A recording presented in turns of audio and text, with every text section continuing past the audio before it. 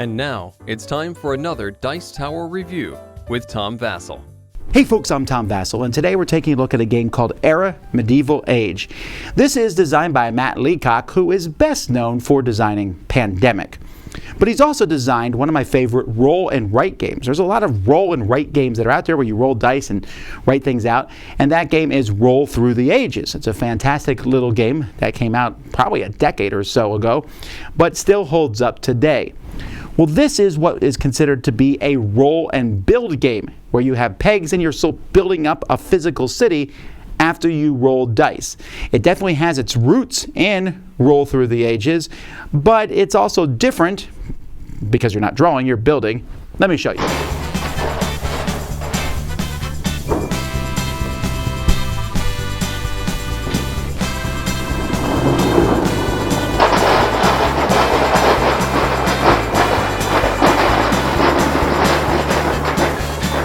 Each player gets their own player board as well as a shield.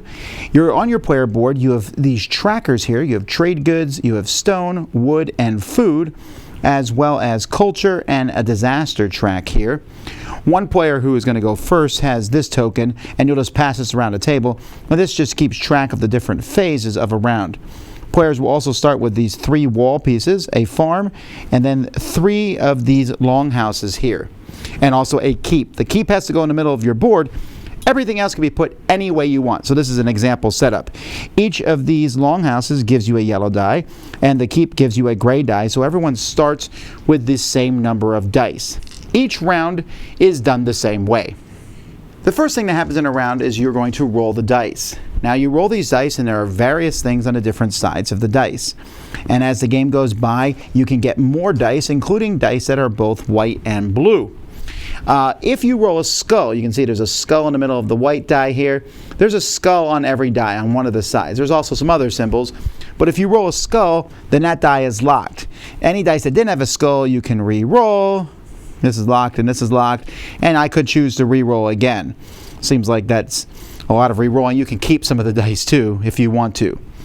When you're done rolling all the dice, you're going to look at all the resources. You can see here's a trade good, here's 2 stone, I have 1, 2, 3, 4, 5 wood, and I have 2 culture. And I'll move up on those tracks. So everyone can do all this simultaneously. After doing that, I would also gain 1 food for having this farm here, and then you move the other tracks, like I said, according to what you get. Each player then must pay 1 food for each of their dice. So when I start the game, I have 4 dice. I need to pay 4 food. If you cannot pay your dice, then you're going to have to move down this disaster track. Then players are going to resolve their disasters in turn order, depending on how many disasters are rolled. So for example, if 1 is rolled, you either lose a resource or move up one of the disaster track. If 2 are rolled, you get 1 disaster per clustered building. So you can see these 2 buildings are next to each other, so I would get 1 for each, because that saves me room here, but there's also a chance to get disease. Next to a wall is fine, so if I had that longhouse here, next to this keep and this wall, which they're all considered walls, I'm fine. It's not going to cause any problems there.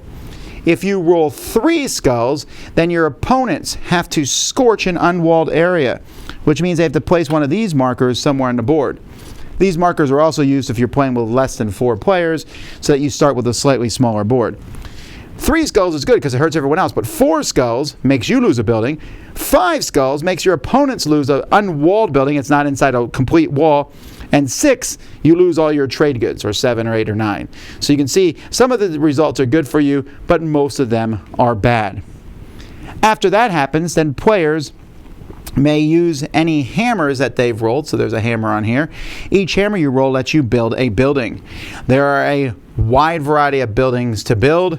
Each of these buildings it costs 1 hammer plus the costs that are listed here. There are lots of different types of buildings, and the buildings are different shapes. You can build walls too. When you build a wall, you can pick any size. I can build a long wall, or I can build a short wall. You also can build more keeps. some of the buildings that you build. So let's say, for example, I decide to build a townhouse. Again, you can build wherever you want, and the townhouse now provides me with a blue die. I can build myself more farms, which will give me more food per turn.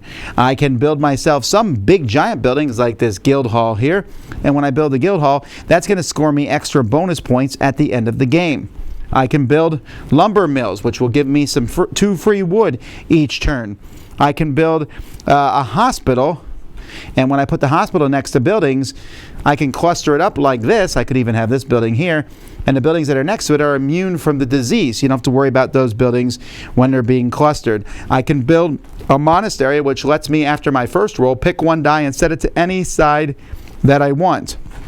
I'm also, at some point in time, and I'm trying to enclose a walled area, because any buildings that are inside a walled area at the end of the game are going to be worth double points.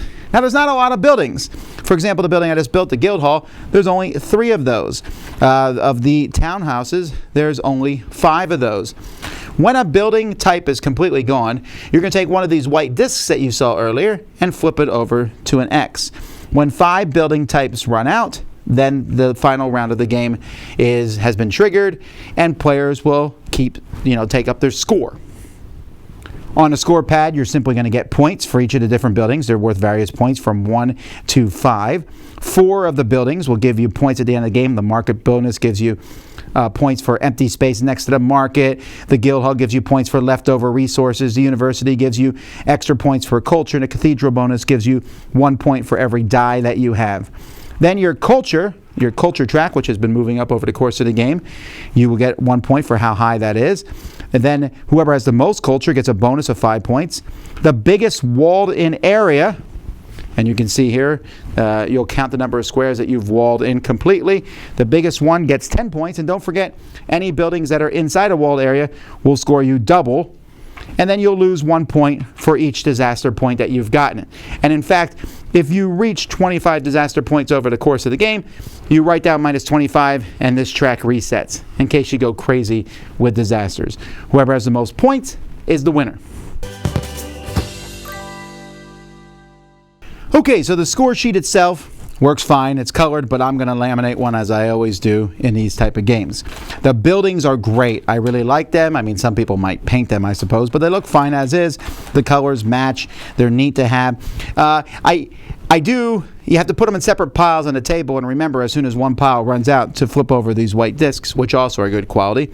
And I also really like the dice. The dice are extremely high quality. These are fantastic dice, and I like how everything fits in these plastic trays. The shields are okay, but at least they're very clear. They tell you what everything does, both disasters and how the buildings work. My biggest problem with the components of the game are these boards themselves. First of all, they're very bland, which is fine, but worse than that, it's kind of difficult to see. Now, you don't need to know exactly, if I have wood on here, happily it's in brown, so I know that that's wood, and if I need to pay 3 wood, I just go 1, 2, 3. So it's not that you can't figure out what's going on, but unless you look really closely, and I don't know how well the camera's picking this up, but my eyes can't read this. They can't read error.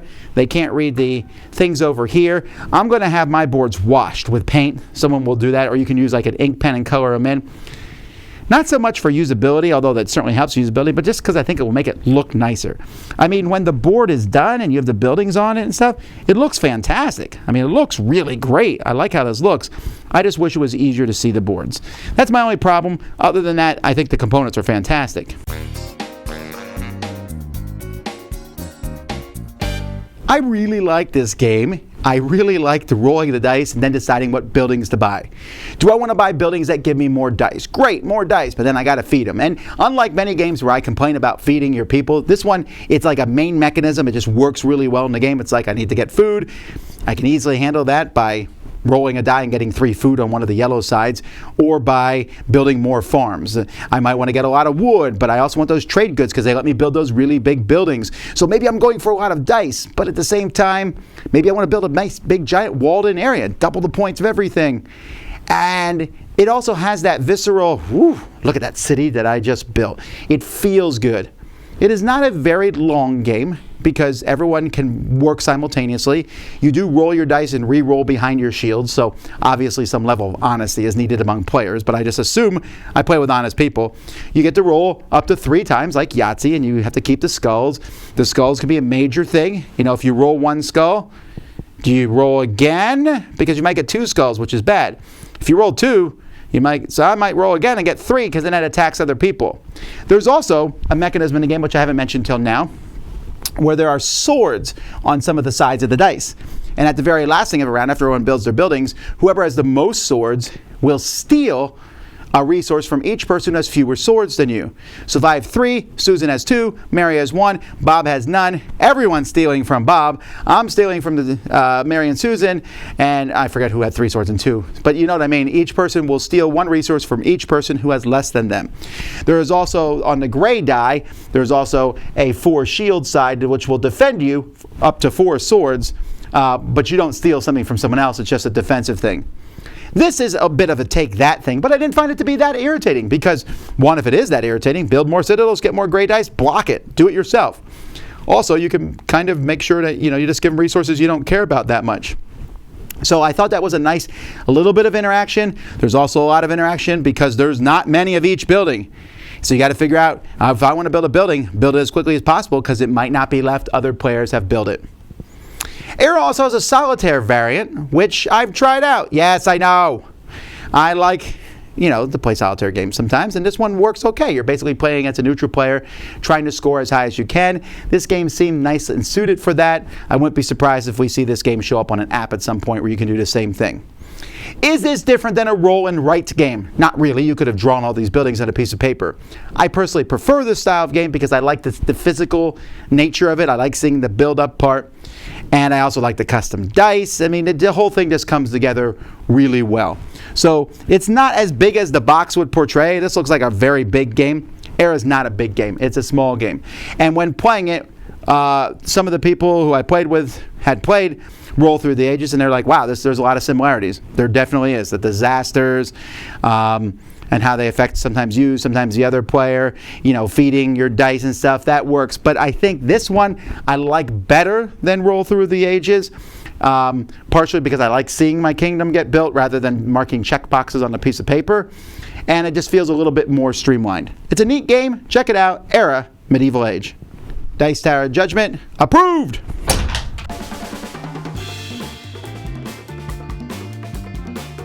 Thanks so much for watching another Dice Tower video. If you enjoy our videos, subscribe to the channel for more fun, comprehensive board game coverage. Also, consider joining us at one of our events. Come to Dice Tower Retreat, a small, intimate gathering where gaming is king. Join us for Dice Tower Cruise, the largest board game cruise. Attend Dice Tower West in Las Vegas for gaming fun on the West Coast, or Dice Tower East in Orlando, in sunny Florida. Dice Tower Conventions, the friendliest gaming conventions on Earth.